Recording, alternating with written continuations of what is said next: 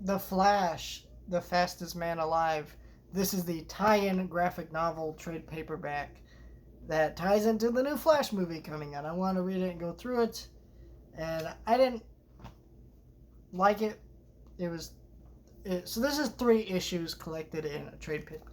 It runs about $15. Um, so let me show you. The first reason I didn't like it.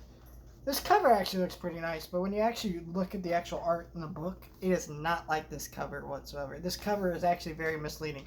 Here's the actual art.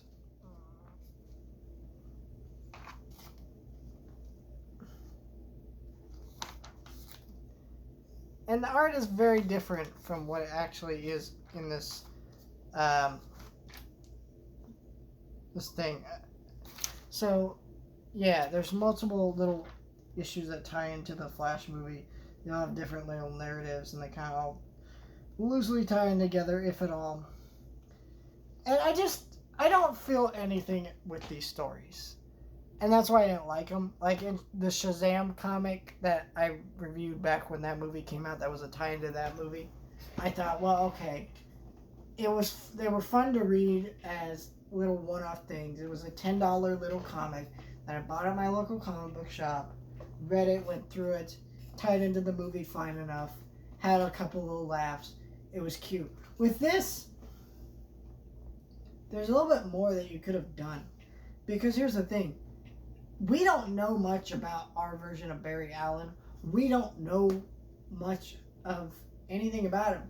Like, unless you're a hardcore DC fan, we don't really know much about this version of The Flash.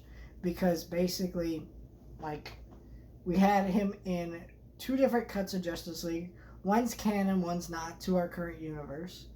Which, by the way, this one says Justice League on the back, so I'm assuming this is not Zack Snyder's Justice League, which I believe actually the heads of Warner Brothers have also stated that Zack Snyder's Justice League is not the one that's canon. It's the theatrical cut of Justice League, which makes sense because, to be honest, at the end of the day, they do have a provenable metric that the Joss Whedon cut made actual dollar signs.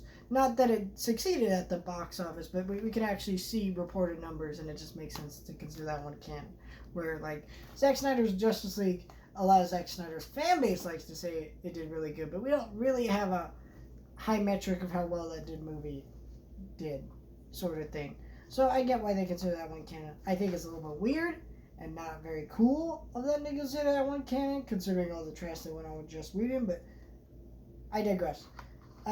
These stories are just really generic. It's like Barry Allen fights a villain and learns a lesson. It's like super generic being a superhero story 101, and I'm like, okay, doesn't really tell me much about this character. A lot of the jokes aren't very and quippiness that Ezra Miller's character sometimes feels like dialogue his character would say, but then other times it doesn't. And then you get Batman in here. I'm also not liking the art, especially in this first part of the issue. I really think the design of Flash's face is ugly. Look at that. That is ugly. I don't like that. I don't like the art here. But then you get some other issues that actually look better. We get a little bit more about Barry's personal life. I like all that stuff. See more of his dad and stuff. I kind of like that stuff, but I just don't feel like it did enough to really expand upon this character. I'm hoping to learn more about this version of the Flash in the actual Flash movie when it comes out next month. I got one more Flash related review. I might review that next week, or I might wait until we might pump out a different video and then do that one the week before the Flash movie comes out. So that way all the videos are kind of pretty close to the Flash. I don't know. I may or may not do that. I'm just thinking off the top of my head of what I need to do.